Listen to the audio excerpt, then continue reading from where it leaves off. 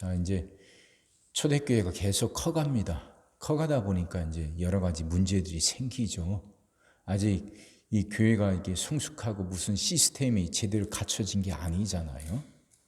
그래서 이제 문제가 생기는데 어떤 문제냐면 히브리파와 헬라파 사이에 이제 다툼들이 갈등들이 생겨요. 그러니까 히브리파란 태어나면서부터 히브리, 이스라엘 안에서 태어나서 그 안에서 자라온 사람들, 그들과 이제 헬라파란 이스라엘이 아닌 다른 외지에서 태어나서 거기서 살다가 나이가 들어 이스라엘로 돌아온 사람들, 이들을 헬라파라고 그래요. 그러니까 그래도 이게 외지에 나갔던 사람들이 죽을 때는 그래도 예루살렘에 이스라엘에 와서 죽으려고 하는, 그곳에서 묻히려고 하는 마음들이 있단 말이죠.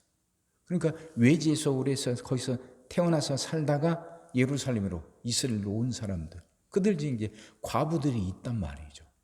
그러니 이들이 갈등이 생깁니다.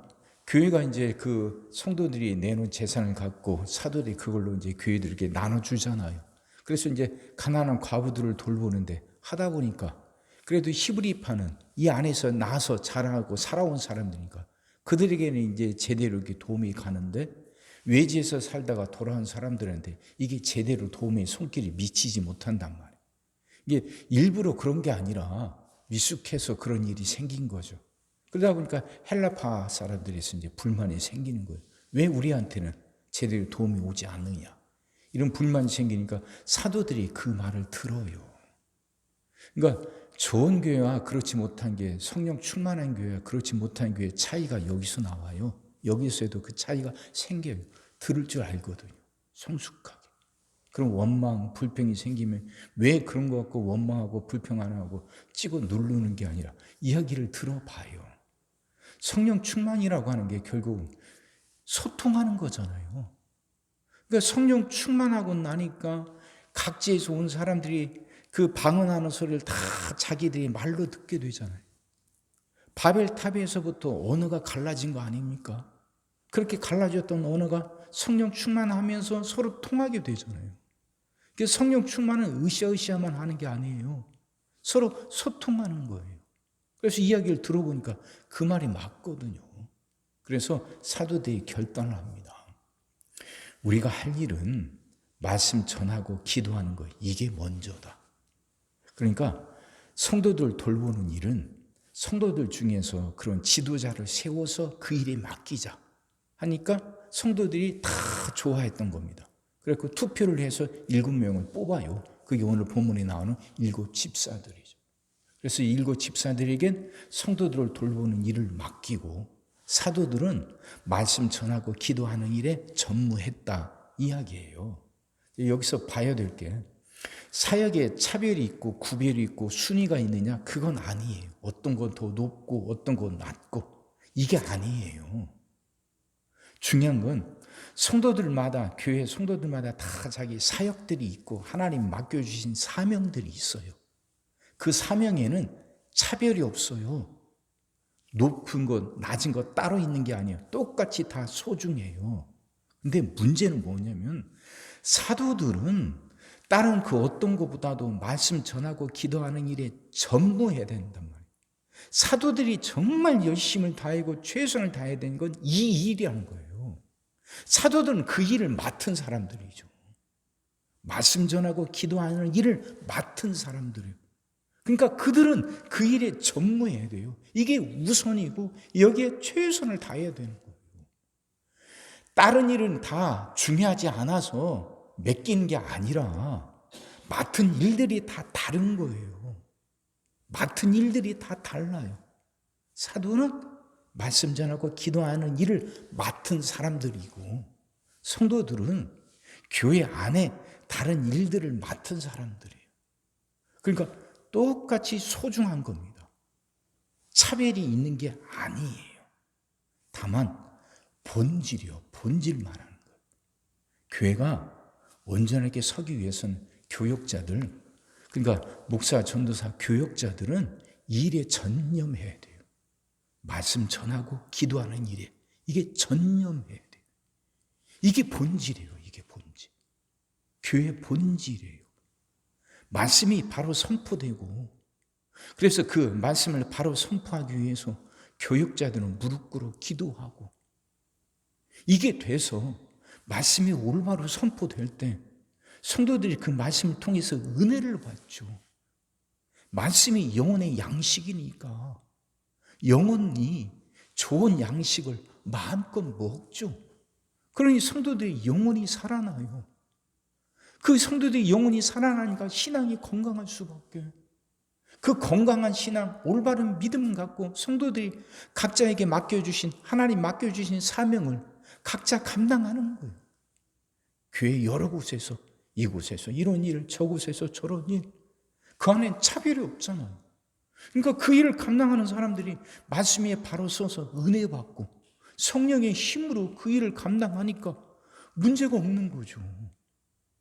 갈등이 없는 거죠. 잘못될 수가 없잖아요.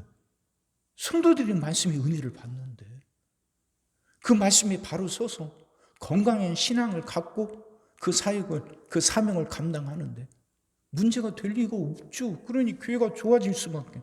그러니까 7절 보세요. 하나님의 말씀이 점점 왕성하여 예루살렘에 있는 제자의 수가 더 심히 많아지고 허다한 제사장의 무리도 이 도에 복종하니라. 말씀이 점점 왕성해져. 말씀이 바르게 선포되고 그 선포된 말씀에 성도들이 은혜를 받아. 성도들이 살아나. 그러니 제자의 수가 더 많아질 수밖에. 그 안에 생명이 있는데 말씀의 생명의 씨앗이고 생명의 씨앗인 말씀이 왕성하게 선포되고 하니 생명의 역사가 일어날 수밖에. 생명의 역사는 살아나고 자라나고 열매 맺는 건데 좋아지는 건데 커가는 것이고 풍성해지는 건데 그러니 그 생명을 보고 사람들이 몰려올 수밖에요. 그러니 제자의 수가 더 많아지죠. 제자들. 그냥 교회에 와서 문턱만 밟고 왔다 갔다 하는 사람이 아니라 제자. 그 말씀을 붙들고 예수님이 제자가 돼서 그렇게 살아가겠다고 결단한 사람들. 그게 제자잖아요. 그냥 교회에 왔다 갔다 하는 사람이 아니라 자기 인생을 걸고 하나님 말씀을 지키고 그 말씀대로 살아가겠다고. 자기를 통해서 주변이 살아나는 그런 예수님의 제자다운 삶을 살아가겠다고 다짐한 사람들. 이들이 제자죠. 이들이 알곡이지. 이들이 진짜죠. 그들의 수가 많아지니까. 이제 그걸 보고 제사장들도 교회로 들어왔다는 말씀이잖아요. 제사장들. 그게 사두개인들이고 그렇게 핍박하던 사람들 아닙니까? 그들마저도 깨닫는 거예요. 이 안에, 교회 안에 여기에 정말 생명이 있다는 거. 여기서 살아나고 풍성해지는 역사가 일어난 걸 보니까 그 유대계 그게 지도자들 아닙니까? 제사장이라면. 근데 그들마저도 교회 안으로 들어온단 말이에요. 이게 교회예요. 이게 복된 교회죠. 그러니 교회 안에 무엇보다도 말씀이 바로 서야 돼요. 그게 같이 사는 거죠. 교역자, 목사도 살고 교인도 살고 같이 사는 거예요. 목사가 말씀 전하는 일과 기도하는 일에 전념할 수 있게 해달라고 여러분들은 목사를 위해서 기도하고 목사는 그렇게 기도하고 말씀 붙들고 연구해서 성도들에게 시간마다 은혜가 넘치는 말씀을 전해야죠. 이게 교회예요.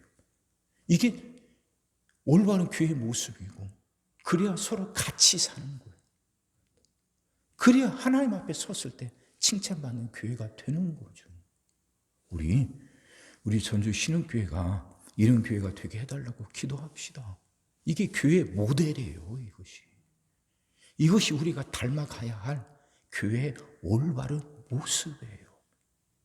목사는 말씀 전하고 연구하고 기도하는 일에 전념하고 성도들은 교회 사역을 서로의 능력에 맞게 나눠 맡아서 거기에 또 열심을 다하고 그러면서 교회 안에서 생명의 역사가 계속 일어나고 그 생명의 역사로 인하여 사람들이 계속 들어와서 사람을 살리고 주변을 살리는 복된 교회.